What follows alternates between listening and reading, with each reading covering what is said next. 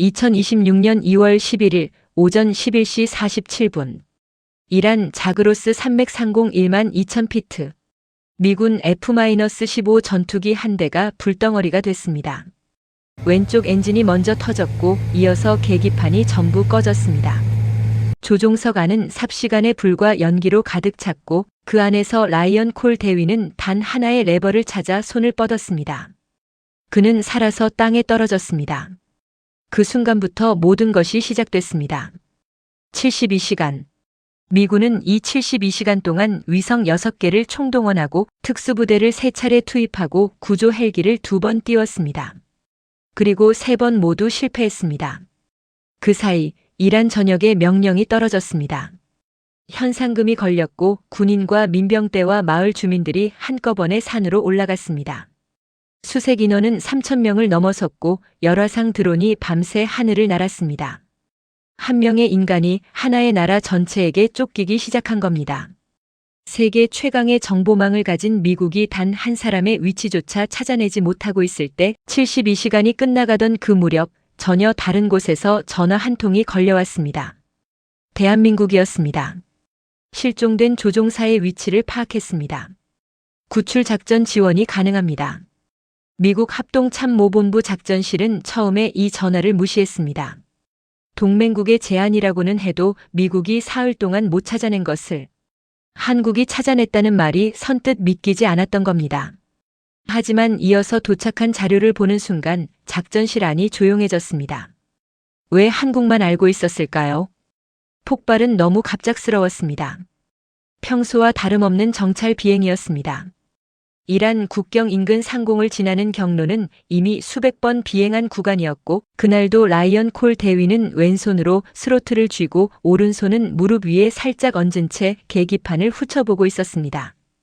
오후의 햇빛이 캐노피 유리에 반사되어 조종석 안을 은빛으로 채우고 있었고 기온은 지상보다 훨씬 차가웠습니다. 고도 1만 2천 피트. 그 높이에서는 지상의 소리가 들리지 않습니다. 바람 소리만 들립니다. 그리고 엔진 소리. 콜은 그 엔진 소리가 오늘따라 유독 안정적으로 들린다고 생각했습니다. 출발 전 정비팀이 왼쪽 엔진 서브 필터를 교체했는데 그 효과인지 엔진 음이 전보다 낮고 고르게 들렸습니다. 출발 직전에 그는 가슴 주머니를 확인했습니다. 방수 비닐에 납작한 감촉. 에마의 사진이 거기 있었습니다. 확인한 뒤 헬멧을 썼습니다. 그것이 마지막으로 조용했던 순간이었습니다. 그때였습니다. 왼쪽 아래에서 섬광이 번뜩였습니다. 0.3초 뒤 왼쪽 엔진이 폭발했습니다. 기체가 왼쪽으로 급격히 기울었고 콜은 반사적으로 조종관을 잡았지만 응답이 없었습니다. 계기판 전체가 적색으로 물들었다가 순식간에 꺼졌습니다. 유압이 죽었다는 뜻이었습니다. 전자계통도 살아있지 않았습니다. 냄새가 먼저 왔습니다. 타는 냄새, 그리고 유압류가 새는 퀴퀴하고 금속적인 냄새. 연기가 조종석 아래쪽에서 올라오기 시작했습니다. 조종사에게 주어지는 시간은 딱 하나뿐입니다. 기체가 통제 불능으로 들어선 순간부터 기수가 완전히 아래를 향하기까지 탈출. 레버를 당길 수 있는 시간은 4초입니다. 그 4초가 지나면 사출 각도가 너무 가팔라서 낙하산이 펼쳐지기도 전에 땅에 닿습니다. 훈련에서 그 4초를 수천 번 연습했습니다. 시뮬레이터 안에서, 훈련 장치 안에서, 그리고 머릿속에서. 라이언 콜은 3초 만에 레버를 당겼습니다. 폭발음이 귀청을 찌르는가 싶더니 몸이 공중으로 튕겨나갔습니다. 사출 시스템이 작동하는 순간의 충격은 나중에 콜이 회고하기를 온몸의 뼈가 전부 어긋나는 것 같았다고 했습니다. 헬멧 바이저가 바람 압력에 눌려 얼굴 쪽으로 밀려들었고 시야가 흐려졌습니다. 1초도 안 되는 그 사이에 기체는 이미 저 아래로 사라졌습니다. 낙하산이 펼쳐졌습니다. 하늘이 조용해졌습니다. 지상까지 걸린 시간은 47초였습니다. 그 47초 동안 콜은 아무 생각도 하지 못했다고 나중에 말했습니다. 훈련에서 수없이 연습했던 착지 자세도, 지형 파악도, 비상통신도 아무것도 머릿속에 떠오르지 않았습니다. 단 하나만 빼고. 딸. 에마. 7살. 그의 손은 자동적으로 왼쪽 가슴 주머니를 더듬었습니다. 비행 전 항상 하는 습관이었습니다. 출격 전마다 그 주머니 안에 손가락을 넣어 방수 비닐의 감촉을 확인하고 나서야 헬멧을 썼습니다. 언제부터 이 습관이 생겼는지 콜 자신도 정확히 기억하지 못했습니다. 에마가 태어나고 나서 처음 비행에서 복귀했을 때부터였던 것 같다고 했습니다. 방수 비닐 안에는 에마의 사진이 들어 있었습니다. 작년 여름 버지니아 해변에서 찍은 사진이었습니다. 에마가 두 손 가득 모래를 퍼올리고 눈을 가늘게 뜬 채로 카메라를 향해 활짝 웃고 있었습니다. 사진 속 에마의 발 아래로 파도가 하얗게 부서지고 있었고 에마의 머리카락이 바람에 조금 날리고 있었습니다. 낙하산이 땅 쪽으로 빠르게 당겨지는 순간 콜은 주머니 위에 손을 얹었습니다. 방수 비닐에 납작하고 부드러운 감촉이 손바닥에 닿았습니다. 사진은 아직 거기 있었습니다. 그는 눈을 감았습니다. 충격은 왼쪽 어깨로 집중됐습니다. 급경사 바위면이었고 발이 먼저 닿았지만 왼쪽으로 비틀리면서 어깨가 바위 모서리에 부딪혔습니다. 뭔가가 어긋나는 느낌. 기계가 돌다가 톱니가 빠지는 것 같은 느낌. 탈구였습니다. 고통이 밀려왔지만 그보다 먼저 콜은 몸을 굴렸습니다. 낙하산을 끌어당겨 바위 뒤에 구겨 넣었습니다. 하얀 낙하산천은 산 위에서 내려다보면 단번에 눈에 띄는 표지판이나 마찬가지였습니다. 최대한 바위와 바위 사이에 밀어넣고 위에 흙과 잔돌을 덮었습니다. 오른팔 하나로 숨을 고르며 주변을 살폈습니다. 바위 지대였습니다. 2월의 자그로스 산맥은 식물이 거의 없었습니다. 마른 관목 몇 그루가 바위 틈에 끼어 있을 뿐 시야가 트인 사면이 사방으로 펼쳐져 있었습니다. 숨을 공간이 절대적으로 부족했습니다. 아래쪽 계곡에서는 이미 검은 연기가 피어오르고 있었습니다. 기체가 떨어진 곳이었습니다. 그는 서바이벌 킷을 꺼냈습니다. 물 한 팩, 비상식량 2개, 비상통신기 하나, 방열 시트 1장, 응급처치 패치 몇 개, 소형 나이프, 비상통신기를 켰습니다. 신호가 잡히지 않았습니다. 기체 폭발 시 충격파가 배터리를 손상시킨 것으로 보였습니다. 콜은 잠시 그것을 바라봤습니다. 그 통신기가 작동했다면 모든 것이 달랐을 것입니다. 미군은 이미 격추를 파악하고 있을 것이고 좌표가 전달되면 구조 헬기가 날아올 것입니다. 하지만 지금 이 통신기는 그냥 쓸모없는 플라스틱 덩어리였습니다. 그는 통신기를 다시 킷 안에 넣었습니다. 지금부터 진짜 시작이다. 그 말은 소리내어 한 말이 아니었습니다. 입술 사이로 아주 작게 새어나온 혼잣말이었습니다. 그 말을 들은 것은 아무도 없었습니다. 하지만 그 말이 그에게 무언가를 고정시켰습니다. 공포가 아니라 준비. 그것이 그가 선택한 첫 번째 감정이었습니다. 멀리서 소리가 들려왔습니다. 엔진 소리, 차량 소리, 연기 기둥을 따라 누군가가 올라오고 있었습니다. 그들이 기체 잔해에 도달하는 데 걸리는 시간을 콜은 머릿속으로 계산했습니다. 빠르면 1시간, 느리면 2시간. 그리고 그들이 잔해에서 조종사를 찾지 못하면 주변 수색을 시작할 것입니다. 그 전에 더 깊이 숨어야 했습니다. 콜은 바위 지대를 천천히 이동하기 시작했습니다. 왼쪽 어깨는 쓸 수 없었기 때문에 오른손 하나로 바위를 짚으며 움직였습니다. 발소리를 최대한 줄였습니다. 바위 위가 아니라 바위 사이의 흙 위로만 발을 내딛었습니다. 그리고 더 깊은 바위 틈을 찾아들었습니다. 그 틈은 사람 한 명이 겨우 들어갈 넓이였습니다. 위쪽이 바위로 덮여 있어서 하늘에서 내려다볼 때 보이지 않는 구조였습니다. 냄새가 났습니다. 동물이 살았던 것 같은 퀴퀴한 냄새. 하지만 지금은 그것이 오히려 다행이었습니다. 사람 냄새를 덮어주는 것이니까. 콜은 그 틈 안으로 몸을 밀어 넣었습니다. 그리고 기다리기 시작했습니다. 다음 72시간이 어떻게 될지 그는 아직 몰랐습니다. 하지만 하나만큼은 알고 있었습니다. 미군은 반드시 그를 찾으러 올 것이라는 것.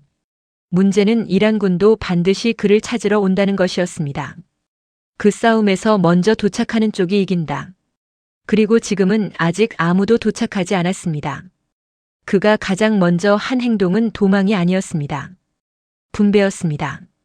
물 한 팩, 비상식량 2개. 그는 그것을 신중하게 살펴봤습니다. 물은 500ml짜리였습니다. 비상식량은 각각 300칼로리 정도 되는 압축바 형태였습니다. 이것이 전부라는 것을 확인하고 나서 그는 계산을 시작했습니다. 하루 필요한 최소 수분은 1리터입니다. 그러나 지금 있는 물은 500ml 뿐입니다. 하루치도 안 됩니다. 하지만 움직이지 않고 추위에 있으면 발안이 줄고 최소한의 수분만으로도 하루 이상 버틸 수 있습니다. 음식도 마찬가지입니다. 600칼로리를 하루에 나눠 먹으면 허기는 지겠지만 기절하지는 않을 수 있습니다. 사흘은 가능합니다. 그는 물을 4번에 나눠 마실 분량으로 구분했습니다. 비상식량도 8조각으로 잘게 나눴습니다. 아침, 점심, 저녁, 새벽. 사흘 동안. 나흘째가 되면 그때는 다른 방법을 찾아야 했습니다. 이건 하루 싸움이 아니다. 그 말은 자신에게 하는 확인이었습니다. 구조가 오늘 밤 온다면 이 계산은 의미가 없습니다. 하지만 만약 오지 않는다면 오지 않을 때를 대비하는 것이 먼저입니다. 낮 동안에는 숨는 것이 최우선이었습니다. 잔기침 소리 하나도 조심해야 했고 햇빛에 반사되는 물건은 모두 천으로 감쌌습니다. 헬멧 바이저는 유리가 있어서 햇빛을 반사시킬 수 있었기 때문에 흙을 묻혀 빛 반사를 차단했습니다. 오후가 되자 저 멀리 아래쪽에서 소리가 들렸습니다. 사람 목소리. 이란어였습니다. 군 무전기의 특유의 삐삐거리는 전자잡음도 들렸습니다. 그들은 이미 사고 현장에 도착해 있었고 수색이 시작된 것이 분명했습니다. 콜은 몸을 더 납작하게 눌렀습니다. 2시간 뒤 소리는 조금 가까워졌다가 다시 멀어졌습니다. 그들이 기체 잔해를 중심으로 반경 수색을 하고 있다는 것을 알 수 있었습니다. 지금은 아직 넓은 구역을 훑는 단계였습니다. 집중 수색은 내일부터일 것입니다. 그의 어깨는 계속 아팠습니다. 탈구된 쪽 팔을 쓸 수 없었기 때문에 모든 것을 오른손 하나로 해야 했습니다. 바위 위로 기어오를 때도 낙하산을 숨길 때도 응급 패치를 붙일 때도 전부 한 손이었습니다. 탈구된 어깨는 몸 옆에 고정해 놓는 것이 최선이었습니다. 움직일 때마다 통증이 왔지만 뼈는 부러지지 않았습니다. 밤이 왔습니다. 2월의 자그로스 산맥은 영상이 아닙니다. 영하입니다. 해가 떨어지자마자 기온이 급격히 내려가기 시작했고 바람이 바위 틈 사이로 날카롭게 파고들었습니다.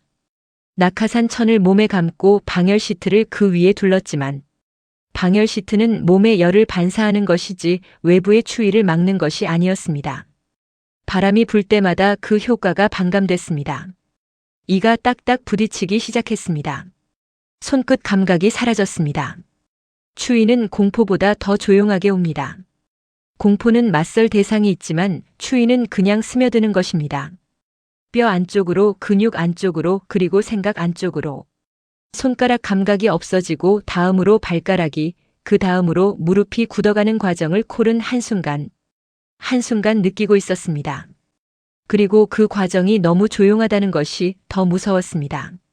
그때 그는 다시 손을 주머니에 넣었습니다. 에마의 사진. 꺼내지는 않았습니다. 아직은 꺼낼 필요가 없었습니다. 그냥 손가락 끝으로 비닐의 감촉을 느끼는 것만으로 충분했습니다. 그 납작한 감촉 하나가 지금 이 산속에서 그를 연결하는 유일한 줄이었습니다. 그는 눈을 감고 에마의 목소리를 떠올렸습니다. 작년 크리스마스에 에마가 불렀던 노래. 음이 반쯤 틀렸지만 그래서 더 귀여웠던 그 노래. 에마는 자기가 잘 부른다고 확신하면서 눈을 감고 2 손을 모은 채 불렀습니다. 너무 진지한 표정으로. 그 장면을 생각하자 입가에 아주 작은 미소가 떠올랐습니다. 영하의 바위 틈에서 탈구된 어깨를 붙잡고 웅크린 채로 그는 아주 조용히 속삭였습니다. 기다려. 그 말이 딸에게 한 말인지 자신에게 한 말인지는 알 수 없었습니다. 아마 둘 다였을 것입니다. 새벽 2시쯤이었습니다. 멀리서 빛이 보이기 시작했습니다. 손전등이었습니다. 하나, 둘, 셋, 점점 늘어났습니다. 그들은 일렬로 퍼져서 바위 사면을 훑고 있었습니다. 조직적인 움직임이었습니다. 5m 간격으로 수평을 유지하면서 이동하는 방식은 군의 수색 대형이었습니다. 콜은 숨조차 멈췄습니다. 가장 가까운 빛이 200m까지 접근했습니다. 150m. 그 사람의 얼굴은 보이지 않았지만 발소리가 들렸습니다. 군화 바닥이 자갈 위를 밟는 소리, 삐삐거리는 무전기 소리, 그리고 짧고 낮은 일한어. 아마도 교신이었습니다. 별 이상 없다는 뜻이겠거니 콜은 짐작했습니다. 콜은 손을 여전히 주머니 안에 넣은 채 기다렸습니다. 빛은 150m에서 멈췄다가 방향을 조금 바꿔 서쪽으로 내려갔습니다. 콜의 위치에서 살짝 빗나간 방향으로. 아마도 기체 잔해가 있는 쪽으로 귀환하는 것이었습니다. 숨을 내쉬었습니다. 살았다. 오늘 밤은. 그러나 새벽이 오면 그들은 다시 올라올 것입니다. 그리고 다음 밤에도 그 다음 날에도. 시간이 지날수록 수색망은 좁아질 것입니다. 그것은 계산의 문제였습니다. 처음에는 넓게 훑고 없으면 점점 좁혀 들어오는 것이 수색의 원리입니다. 콜은 이미 알고 있었습니다. 이것은 숨는 싸움이 아닙니다. 버티는 싸움입니다. 그리고 그 버팀 속에서 가장 먼저 무너지는 것은 체력이 아니었습니다. 판단력이었습니다. 추위와 굶주림이 쌓일수록 작은 소리에 과민해지고 아무것도 아닌 것을 위협으로 착각하고 반대로 진짜 위협은 놓치게 됩니다. 그것을 막는 방법은 하나뿐이었습니다. 자신에게 집중할 것. 하나씩 하나씩. 지금 할 일은 자는 것이었습니다. 자야만 체온이 유지되고 체온이 유지돼야 판단력이 살아있습니다.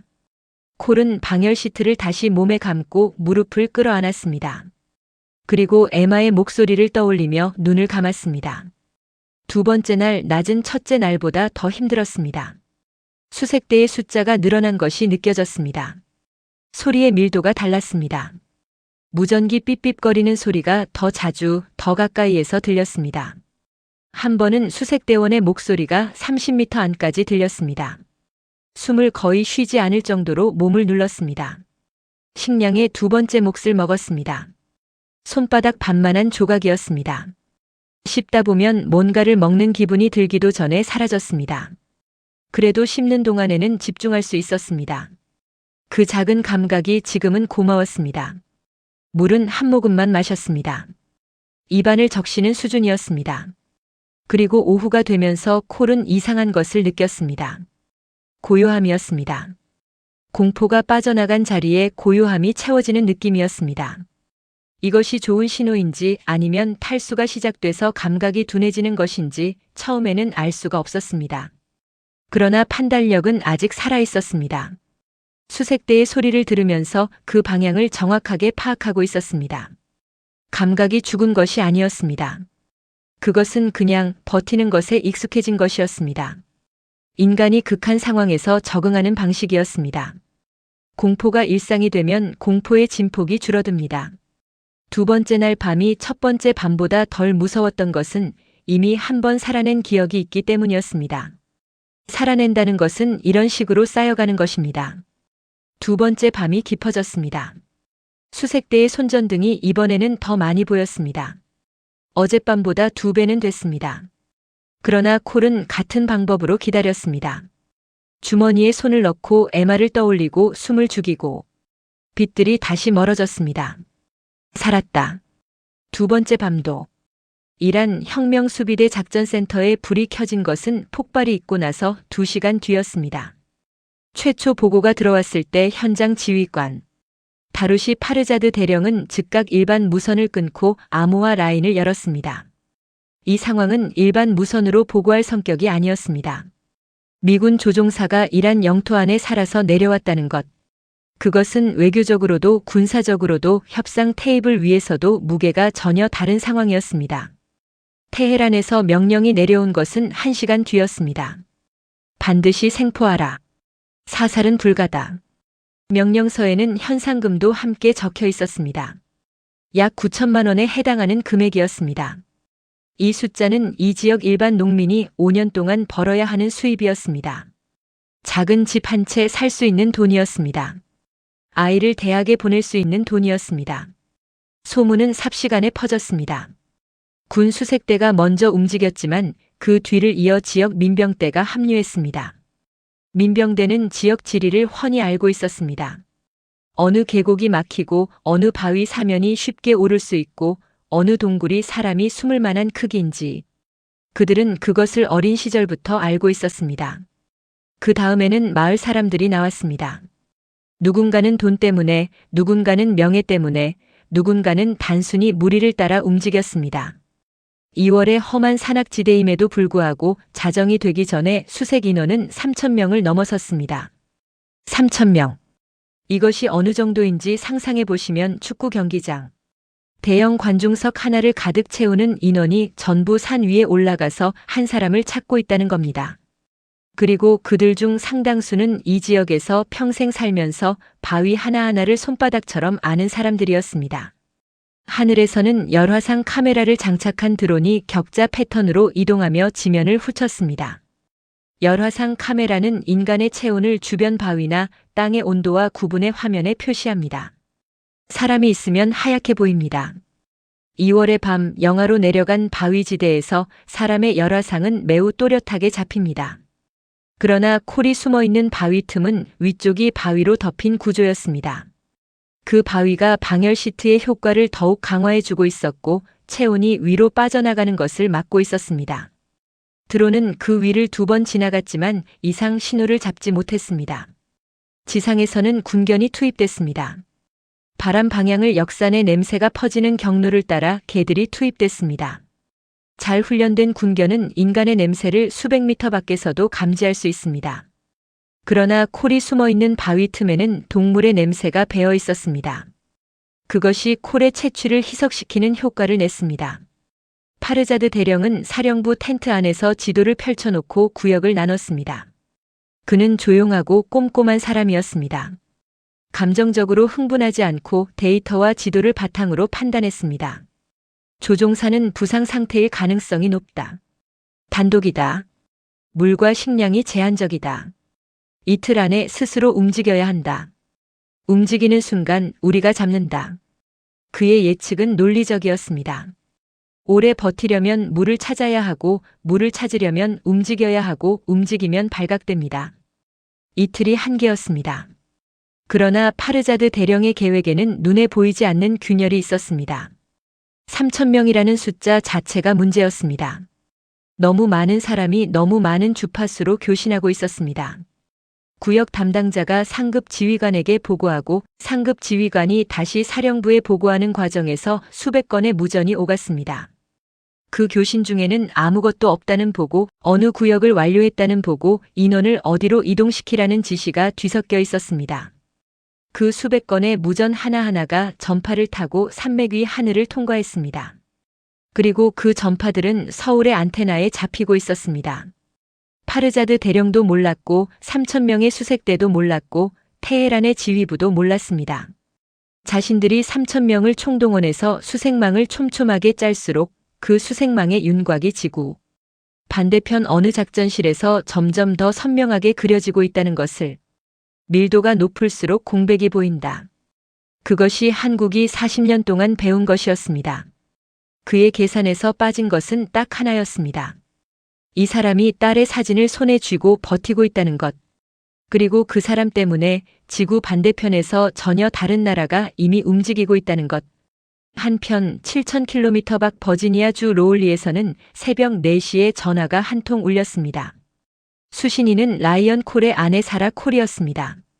군 담당관의 목소리는 최대한 절제되어 있었지만 사라는 그 절제 속에서 이미 모든 것을 읽어냈습니다. 전화가 새벽에 온다는 것, 담당관의 목소리가 그 절제된 무게감을 갖고 있다는 것, 군에서 아내에게 전화하는 경우는 2가지밖에 없습니다. 격추됐습니다. 탈출은 확인됐습니다. 현재 수색 중입니다. 통화가 끝난 뒤 사라는 에마의 방으로 들어갔습니다. 에마는 자고 있었습니다.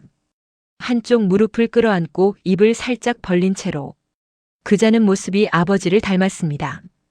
자면서 한쪽 무릎을 끌어안는 것. 사라는 그것이 버릇이라는 것을 알고 있었습니다. 남편도 그렇게 잤습니다. 사라는 에마의 이불을 어깨까지 끌어올려주면서 아이를 깨우지 않으려 숨을 참았습니다. 그리고 에마의 방 문을 등지고 복도에 서서 아주 천천히 유리창 밖의 어두운 하늘을 바라봤습니다. 지금 이 순간 남편도 어딘가에서 하늘을 바라보고 있을 것이라는 생각이 들었습니다. 같은 하늘이었습니다. 시차는 달랐지만 같은 하늘이었습니다. 카타르 아루데이드 공군기지, 미 중부사령부 작전실. 격추 보고가 들어온 순간부터 작전실은 완전히 달라졌습니다. 2월 11일 오전 몇 분 만에 책상마다 사람이 채워졌고 스크린에는 이란 자그로스 산맥 위성 영상이 실시간으로 올라오기 시작했습니다. 제임스 하워드 선임 분석관은 커피를 내려놓고 스크린 앞에 섰습니다. 그는 이 분야에서 19년을 일했습니다. 아프가니스탄에서 2번, 이라크에서 3번 생환작전을 성공시킨 경험이 있었습니다. 중앙정보국과 합동참모본부를 오가며 수십 건의 작전을 분석했고 그 결과물은 거의 항상 옳았습니다. 그 경험은 그에게 자신감을 줬습니다. 때로는 그 자신감이 지나쳤습니다.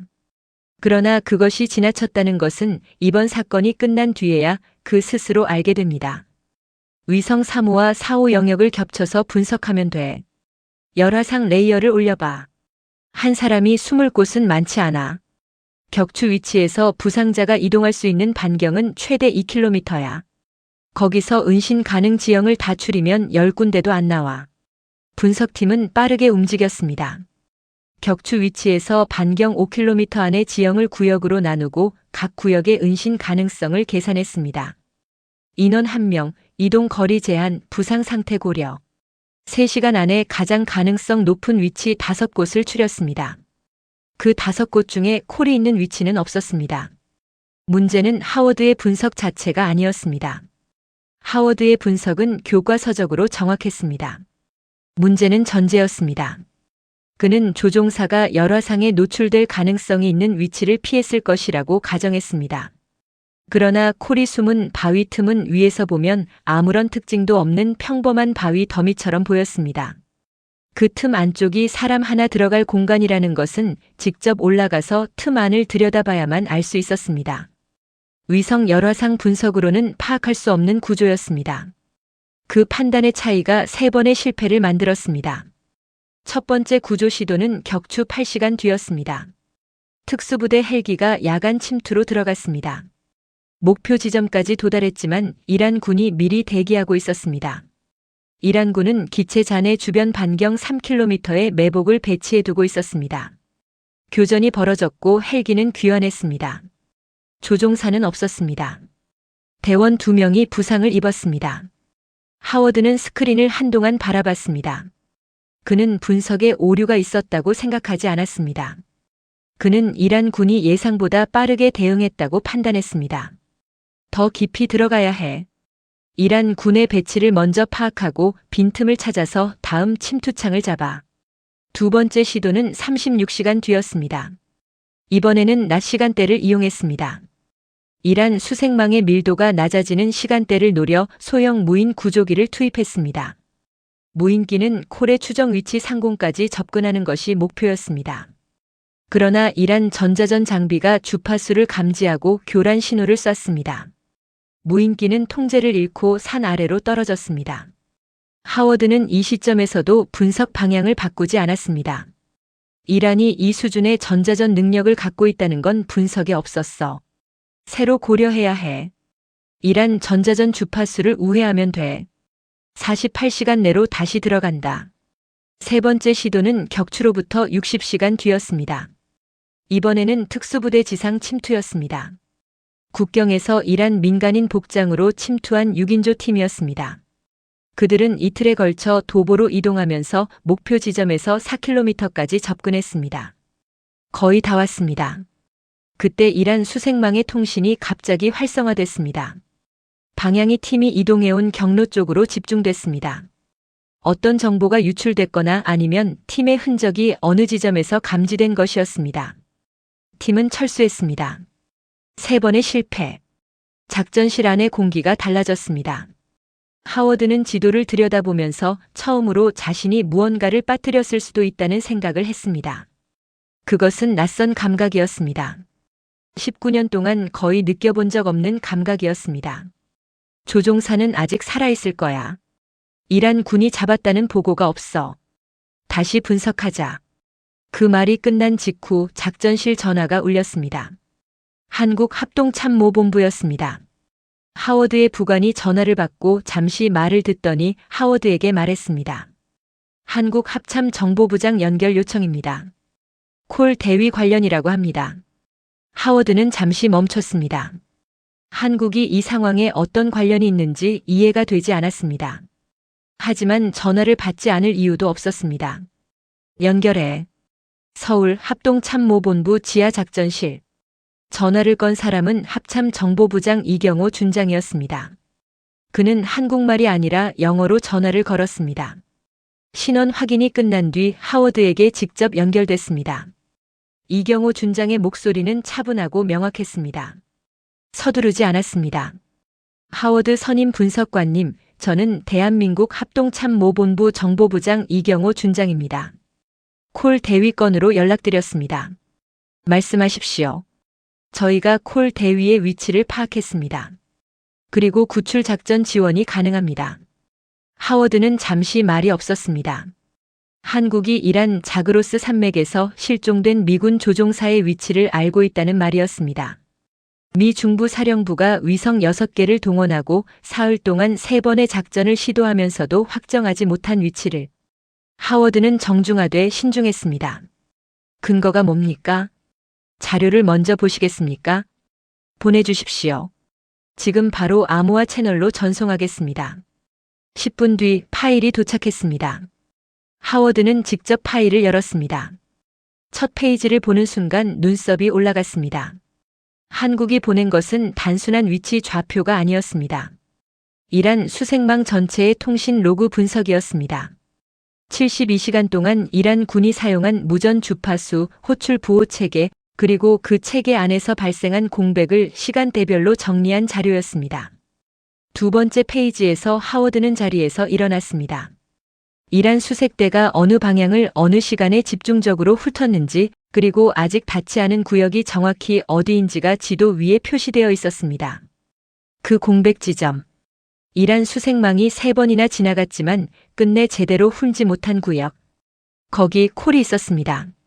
세 번째 페이지를 넘기다가 손이 멈췄습니다. 한국이 이 분석을 가능하게 한 기술적 배경이 설명되어 있었습니다. 이란 군의 암호 체계 구조, 호출 보호 생성 패턴, 그리고 수색대의 이동 경로가 통신 주파수 변화와 어떻게 연동되는지. 이것은 단순한 감청이 아니었습니다. 수년에 걸쳐 축적된 체계 분석의 결과물이었습니다. 하워드는 서류를 천천히 내려놓았습니다. 이걸 어떻게 분석한 겁니까? 이경호 준장의 대답은 짧았습니다. 북한을 40년 봐온 방법입니다. 그 말이 작전실 안에서 한동안 울렸습니다. 하워드는 그 말의 무게를 정확히 이해했습니다. 한국은 이란을 보고 있었던 것이 아닙니다. 한국은 북한을 마주보며 40년 동안 쌓아온 분석 체계를 이란 통신 구조에 적용했습니다. 수십 년에 걸쳐 다듬어진 전자전 감청 체계, 암호 구조 분석 알고리즘, 그리고 수색망의 공백을 역산하는 방법론. 미국이 가지지 못한 것을 한국은 다른 이유로 갖게 됐습니다. 위협이 만든 기술이었습니다. 분단이 만든 능력이었습니다. 한국이 선택해서 갖게 된 것이 아니라 살아남기 위해 어쩔 수 없이 갖게 된 것이었습니다. 미국은 세계 어느 지역의 분쟁에도 투입될 수 있는 범용 전력을 개발합니다. 그 범용성이 강점이지만 동시에 한 가지 지역, 한 가지 위협에 수십 년 동안 집중한 나라가 가진 깊이를 갖기는 어렵습니다. 한국은 북한 하나만을 상대로 40년 이상 분석 체계를 갈고 닦았습니다.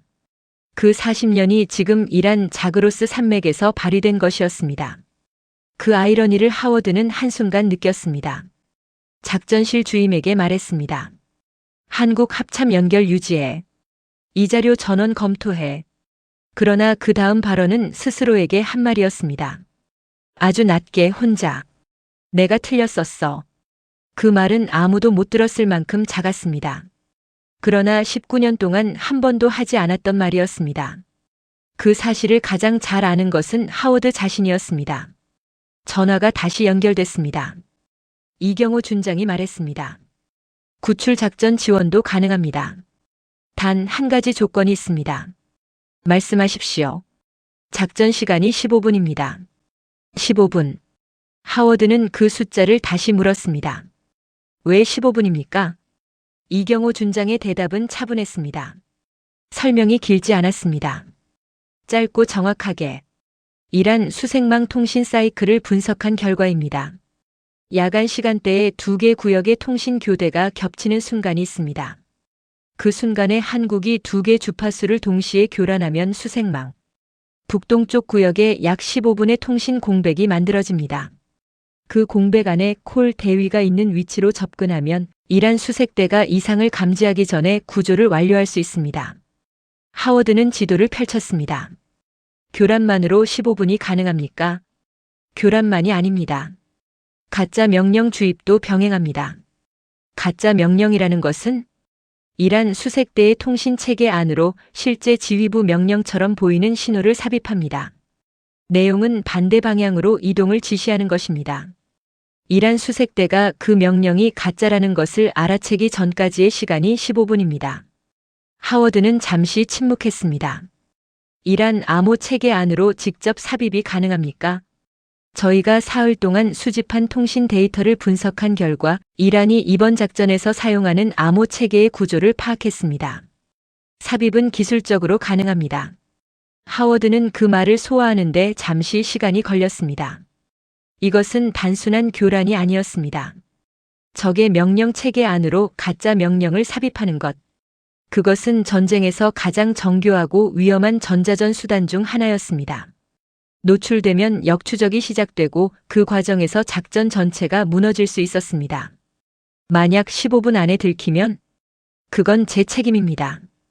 그 전에 팀이 이탈하면 됩니다. 간결한 대답이었습니다. 하워드는 지도를 다시 봤습니다. 한국이 표시한 콜의 위치, 그리고 그 위치로 접근하는 경로. 15분. 가능한 시간이었습니다. 빠듯했지만 가능했습니다. 알겠습니다. 작전 일정을 협의하겠습니다. 서울 합동참모본부 지하작전실. 전자전 팀장 최도진 중령은 화면을 응시하면서 마지막 코드를 입력하고 있었습니다. 그는 말이 없는 사람이었습니다. 팀원들에게 지시할 때도 짧고 정확하게 불필요한 말이 없었습니다. 작전실 안 사람들은 그를 오래 알았지만 그의 사생활에 대해 거의 아는 것이 없었습니다. 그는 일이 있으면 일을 했고 일이 끝나면 정리하고 나갔습니다. 그가 이 분야에 들어온 것은 20년 전이었습니다.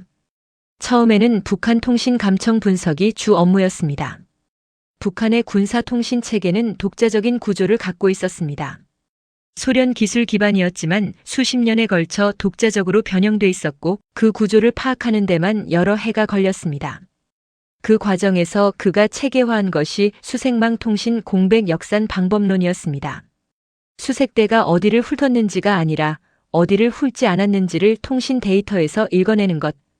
그 방법론을 이번에 이란 통신 데이터에 적용한 것이었습니다. 최중령은 화면을 확인했습니다. 삽입할 명령 내용이 화면에 표시되어 있었습니다. 이란어로 된 문장이었습니다. 이란어 원문 아래에는 팀이 작성한 번역이 붙어 있었습니다. 그 문장 하나가 수색대 수십 명을 반대 방향으로 움직이게 할 것이었습니다. 단어 하나가 틀리거나 부호 하나가 어긋나거나 시간 스탬프가 0.1초만 이상해도 이란 지휘관이 의심할 수 있었습니다. 그래서 3번을 더 확인했습니다. 내용은 이랬습니다.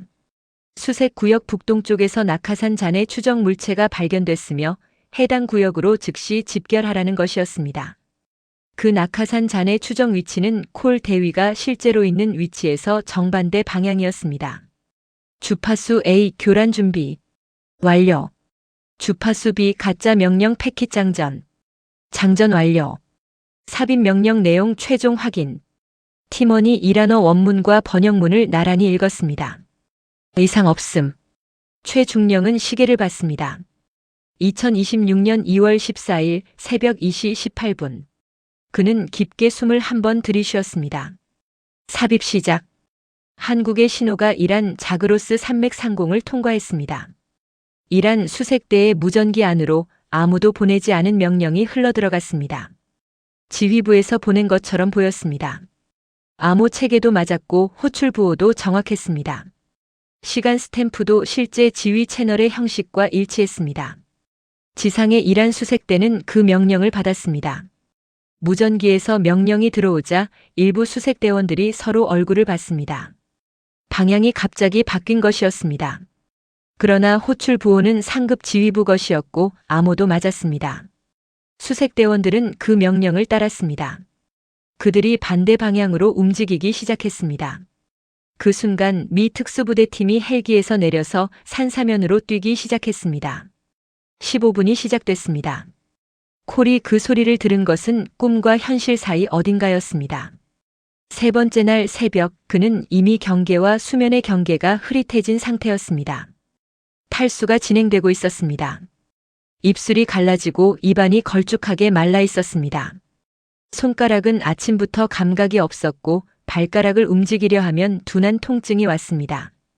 저체온증 초기 징후였습니다. 그는 생각이 흐릿해지는 것을 느끼고 있었습니다. 작은 소리에도 과민하게 반응했고 분 단위로 주변을 확인하는 것이 점점 힘들어지고 있었습니다. 이틀 반 동안 거의 움직이지 않고 같은 자리에 있었습니다. 새벽 2시 그는 에마의 사진을 꺼냈습니다. 처음으로 비닐 밖으로 꺼냈습니다. 사흘 동안 그는 항상 비닐 위로 손가락으로 느끼기만 했습니다. 꺼내면 무너질 것 같았기 때문인지 아니면 꺼낼 필요가 없었기 때문인지 그 이유는 그 스스로도 정확히 몰랐습니다. 방열 시트 아래에서 작은 랜턴 빛으로 사진을 봤습니다. 에마가 웃고 있었습니다. 두 손 가득 모래를 퍼올리고 눈을 가늘게 뜬 채로 발 아래로 하얀 파도가 부서지고 있었습니다. 콜은 사진을 한참 바라봤습니다. 그리고 아주 낮게 말했습니다. 아빠 곧 가. 그 말이 채 사라지기도 전에 돌 구르는 소리가 들렸습니다. 콜은 즉각 랜턴을 껐습니다. 사진을 비닐 안에 집어넣었습니다. 손이 자동으로 나이프로 갔습니다. 낯선 발소리였습니다. 2개, 3개, 4개. 뭔가 다른 소리였습니다. 이란 군의 군화가 아니었습니다. 콜. 라이언 콜. 영어였습니다. 미국 억양이었습니다. 콜은 손을 나이프에서 떼지 않았습니다. 훈련에서 배운 것 중 하나 적은 때때로 영어를 씁니다. 침투 요원이 아군의 언어를 쓰면서 위치를 확인하는 것은 오래된 전술입니다. 콜. 알파6. 알파6. 손이 멈췄습니다. 알파6. 그것은 이번 작전에만 쓰이는 호출 코드였습니다. 출발 직전에 그에게만 전달된 코드. 이란 군이 알 수 없는 것이었습니다. 콜은 바위 뒤에서 나왔습니다. 특수부대원 4명이 야간 침투 장비를 갖추고 그 앞에 서 있었습니다. 선두의 선 대원이 빠르게 다가오면서 물었습니다. 부상은? 왼쪽 어깨. 탈구. 이동 가능합니까? 콜은 주저하지 않았습니다. 가능합니다. 시간이 없습니다. 지금 당장 출발합니다. 11분 남았습니다. 11분. 콜은 그 숫자가 무엇을 의미하는지 정확히 이해하지 못했지만 빨리 움직여야 한다는 것은 알았습니다. 바위에서 일어서는 순간 다리에 힘이 풀렸습니다. 사흘 만에 처음으로 몸을 완전히 일으켜 세운 것이었습니다. 대원 하나가 팔을 잡아줬습니다. 걸을 수 있습니다. 콜은 이를 악물었습니다. 그리고 발을 내디뎠습니다. 5명이 산을 내려가기 시작했습니다. 서울의 지하 작전실에서 최도진 중령은 화면을 응시하면서 시계를 봤습니다. 삽입 명령이 전달된 지 8분이 지났습니다. 이란 수색대의 통신은 아직 정상적으로 돌아오지 않고 있었습니다. 반대 방향으로 이동한 수색대가 낙하산 잔해를 찾지 못하고 의심하기 시작하는 시점이 앞으로 5분, 그리고 돌아오는데 또 몇 분. 계산상 팀에게는 딱 7분이 남아 있었습니다. 팀이 헬기 위치까지 이동하는 데 필요한 시간. 최중령은 그것도 알고 있었습니다. 약 6분. 1분. 그 한마디가 혼잣말로 새어나왔습니다. 1분의 여유. 그것이 전부였습니다. 작전실 전체가 소리 없이 화면을 응시하고 있었습니다.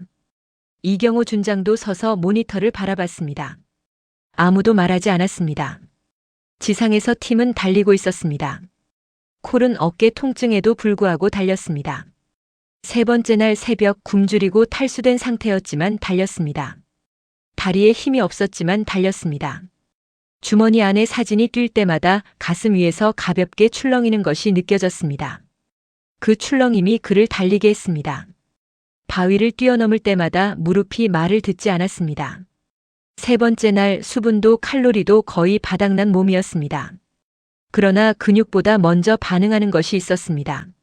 살아야 한다는 것, 에마에게 돌아가야 한다는 것.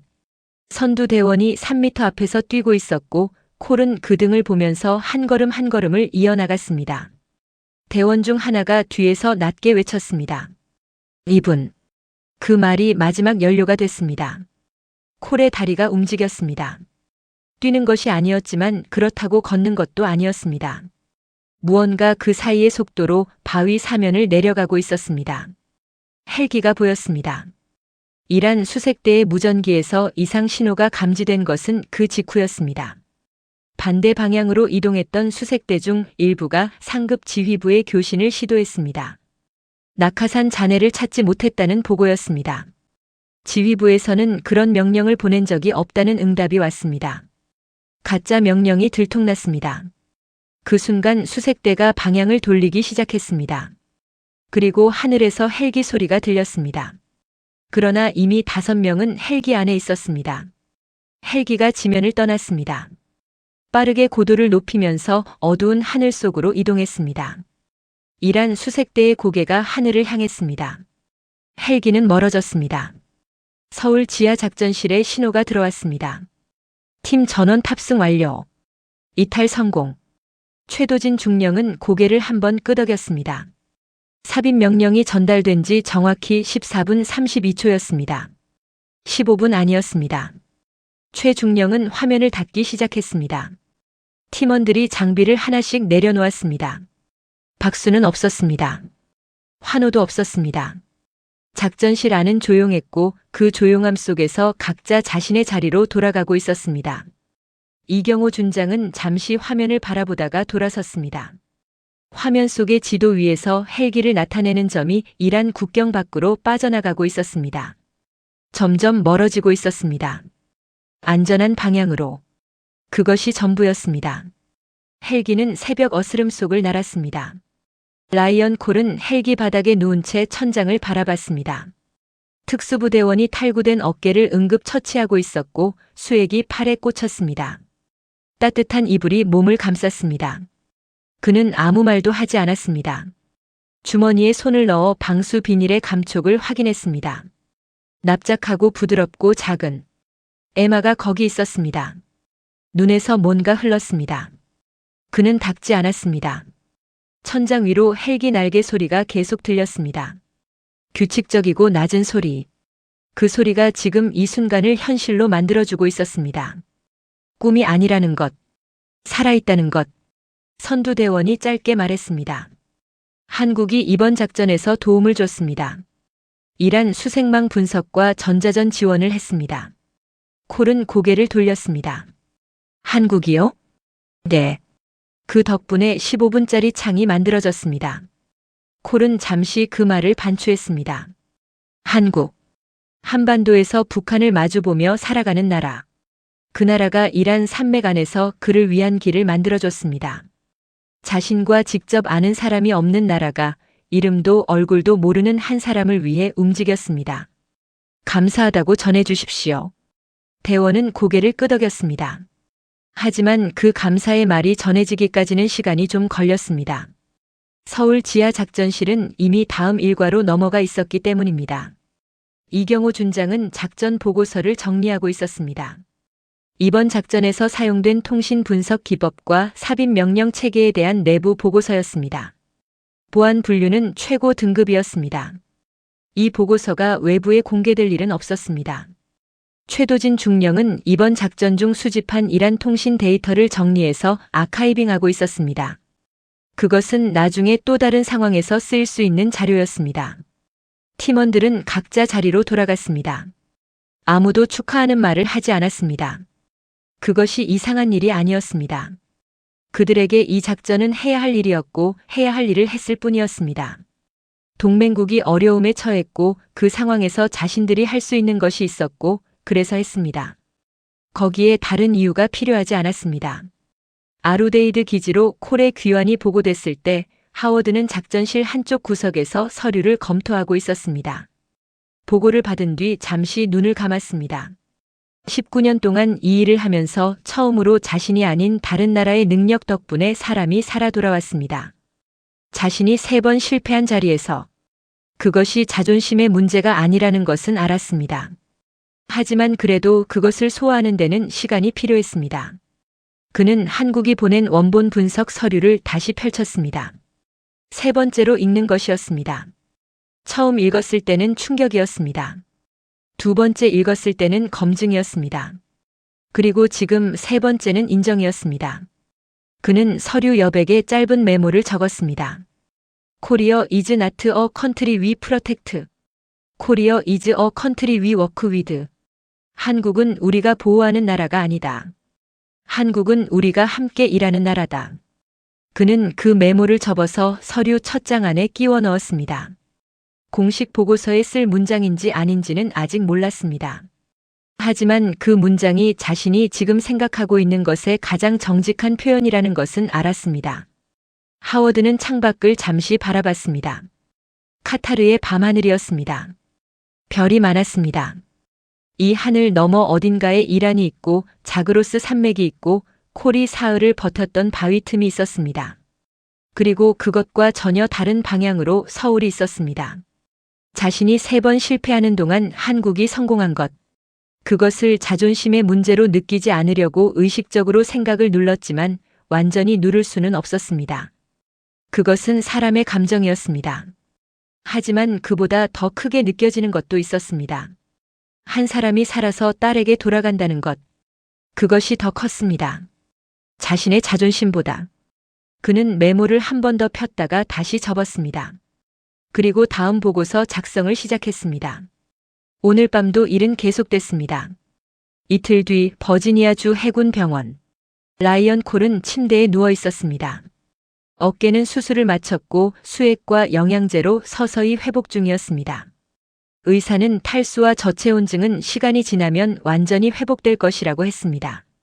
어깨 수술 경과도 좋았습니다. 사라가 침대 옆에 앉아 있었습니다. 에마는 방 구석 소파에 앉아서 아버지 침대를 바라보고 있었습니다. 병원에 도착해서부터 지금까지 에마는 말을 거의 하지 않았습니다. 7살짜리 아이가 그렇게 조용할 수 있다는 것이 사라에게는 오히려 더 마음이 아팠습니다. 아이가 알고 있다는 뜻이었습니다. 어른이 설명하지 않아도 뭔가 큰일이 있었다는 것을. 콜이 손을 내밀었습니다. 에마가 천천히 일어나서 침대 쪽으로 다가왔습니다. 그리고 그 손을 잡았습니다. 조용하게. 아무 말 없이. 콜은 다른 손으로 주머니에서 방수 비닐을 꺼냈습니다. 사진을 꺼내서 에마에게 내밀었습니다. 에마가 사진을 봤습니다. 이거 나야? 응. 작년 여름 바다에서 찍은 거야. 왜 주머니에 있어? 콜은 잠시 딸의 얼굴을 바라봤습니다. 그 눈망울, 그 볼, 그 입. 자그로스 산맥의 영하 추위 속에서 수백 번 떠올렸던 그 얼굴이 지금 눈앞에 있었습니다.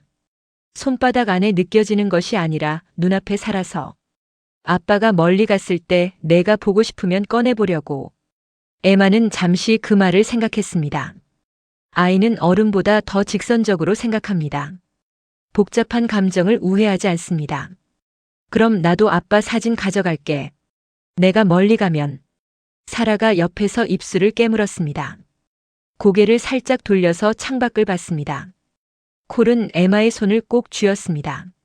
수술한 왼쪽 손이었습니다. 아직 조금 아팠습니다. 하지만 그 아픔이 지금은 좋았습니다. 아파야만 느낄 수 있는 것들이 있었습니다. 살아서 아프다는 것. 살아서 딸의 손을 잡는다는 것. 그러자 콜이 말했습니다. 그 말이 끝나자 에마가 처음으로 웃었습니다. 사진 속의 그 웃음이었습니다. 눈을 가늘게 뜨고 활짝. 콜은 눈을 감았습니다. 이 순간을 그는 자그로스 산맥의 바위 틈 안에서 수백 번 상상했습니다. 병원 침대가 아니어도 괜찮았습니다. 어디에서든 어떤 모습으로든 에마를 다시 보는 것. 그것만 생각했습니다. 그리고 지금 그것이 현실이었습니다. 사라가 조용히 콜의 손 위에 자신의 손을 얹었습니다. 세 사람이 그렇게 연결됐습니다. 아무도 말하지 않았습니다. 말이 필요 없는 순간이었습니다. 에마는 아버지 침대 옆에 서서 아버지의 손을 꼭 쥐고 있었습니다. 손이 작았습니다. 7살짜리의 손이었습니다. 콜은 그 손의 무게를 느꼈습니다. 사흘 전 바위 틈 안에서 상상했던 그 무게. 지금 이 손바닥 안에 실제로 있었습니다. 자그로스 산맥의 바위 틈 안에서 그는 이 손의 무게가 어떨지 수백 번 떠올렸습니다. 이 손이 그를 버티게 했습니다. 딸의 얼굴을 담은 사진 한 장이 아니라 그 얼굴 뒤에 있는 이 손의 무게가. 사람은 생각보다 강한 것을 손에 쥐고 버틸 수 있습니다. 그것이 사진이어도 기억이어도 아니면 아주 작은 목소리로 속삭인 약속이어도 살아서 돌아가겠다는 그 마음 하나가 영화의 바위 틈에서 72시간을 견디게 했습니다. 콜은 눈을 뜨고 에마를 바라봤습니다. 에마는 아직 웃고 있었습니다. 병실 창밖으로 버지니아의 아침이 시작되고 있었습니다. 하늘이 서서히 밝아오고 있었습니다. 같은 하늘이었습니다. 사흘 전 새벽 이란 산맥에서 콜이 바라봤던 그 하늘과 지금 이 병실 창밖의 하늘이. 이틀이 더 지난 뒤 하워드는 상관에게 짧은 보고서를 제출했습니다. 공식 보고서 마지막 항목에 그는 이렇게 적었습니다. 이번 작전의 성공은 대한민국 합동참모본부의 정보 분석 및 전자전 지원에 의해 가능했다. 한국이 보유한 전자전 감청 능력과 수색망 공백, 역산 방법론은 현미 중부 사령부 분석 체계가 보유하지 못한 수준의 전문성을 갖추고 있음을 확인했다. 향후 동맹 작전에서 한국의 역할을 재평가할 필요가 있다. 그 문장을 쓰면서 하워드는 19년 만에 처음으로 자신의 분석 체계가 완성형이 아니라는 것을 인정했습니다. 그것은 쉽지 않은 인정이었습니다. 하지만 그것이 옳았습니다. 그리고 그 인정은 사실 한국이 원했던 것이 아니었습니다. 한국은 인정을 원하지 않았습니다. 그냥 동맹을 위해 해야 할 일을 했을 뿐이었습니다. 그 차이가 어쩌면 가장 중요한 부분이었습니다. 같은 시각 서울. 이경호 준장은 저녁 보고를 마치고 지하 작전실을 나오다가 복도에서 최도진 중령과 마주쳤습니다. 두 사람은 서로를 바라봤습니다. 따로 말은 없었습니다. 긴 말이 필요하지 않았습니다. 이경호 준장이 고개를 한번 끄덕였습니다. 최도진 중령이 그에 답했습니다. 그리고 두 사람은 각자 방향으로 걸어갔습니다. 복도 조명이 두 사람의 뒷모습을 비췄습니다. 특별한 몸짓 하나 없이 소리 없이. 그렇게 그들은 자신들이 한 일을 묻고 다음 일로 넘어갔습니다. 복도에는 아무도 없었습니다. 이경호 준장의 발소리가 멀어지고 최도진 중령의 발소리가 반대 방향으로 사라졌습니다. 형광등이 복도를 밝히고 있었습니다. 창문 밖은 서울의 새벽이었습니다. 이 복도를 지나는 사람들 대부분은 오늘 밤 무슨 일이 있었는지 모를 것입니다. 보안 등급 때문이 아니라 그냥 그들이 이야기하지 않기 때문입니다. 이야기해야 할 필요를 느끼지 않기 때문입니다. 이란 자그로스 산맥에서 한 사람이 살아서 집으로 돌아갔습니다. 그것으로 충분했습니다. 이경호 준장은 계단을 오르면서 손목시계를 봤습니다. 새벽 3시가 조금 넘어 있었습니다. 집에 도착하면 4시가 될 것이었습니다. 3시간 자고 나면 다시 출근해야 했습니다. 그는 이런 밤에 익숙했습니다. 오래전부터 이런 밤들이 있었습니다. 북한이 탄도미사일을 발사한 밤 비무장지대에서 이상 신호가 감지된 새벽 핵실험 탐지 장비가 진동을 포착한 날. 그때마다 이 계단을 오르고 내렸습니다. 그 반복 속에서 쌓인 것들이 오늘 밤 한 사람의 목숨을 살렸습니다. 그 연결을 그는 굳이 말로 정리하지 않았습니다. 그냥 알고 있었습니다. 그것으로 충분했습니다. 말이 없어도 아는 것이 있었습니다. 계단 맨 위에 서서 이경호 준장은 잠깐 멈췄습니다. 지하 작전실에서 올라오면 항상 이 계단 꼭대기에서 한 번 멈추는 버릇이 있었습니다. 아래에서 위로 올라올 때 몸이 지하의 공기와 지상의 공기 사이 경계를 느끼는 순간이 있었습니다. 그 경계에서 한 번 숨을 고르는 것이었습니다. 지하에서는 지도와 화면과 숫자와 신호가 3개였습니다. 거기서는 사람이 좌표이고 시간이 초 단위로 흘렀습니다. 그러나 이 계단 위로 올라오면 바람이 불고 하늘이 있고 어딘가에 집이 있고 누군가가 자고 있었습니다. 오늘 밤 한 사람이 집으로 돌아갔습니다. 이경호 준장은 그 생각을 잠깐 했습니다. 그리고 계단에서 내려와 주차장 쪽으로 걸어갔습니다. 서울의 새벽은 조용했습니다. 멀리 도시의 불빛이 보였습니다. 언제 봐도 서울은 밝았습니다. 잠들지 않는 도시였습니다. 그리고 그 빛들 중 어딘가에서 오늘 밤도 누군가가 일하고 있을 것이었습니다. 그는 차에 올라탔습니다. 그것이 그날 밤의 마지막 장면이었습니다. 세계 최강의 나라가 3번 실패하는 동안 그는 딸의 사진 하나를 손에 쥐고 버텼습니다. 그리고 그를 찾아낸 것은 위성도 아니었고 특수부대도 아니었고 70년 동안 같은 위협을 마주보며 쌓아온 한 나라의 능력이었습니다.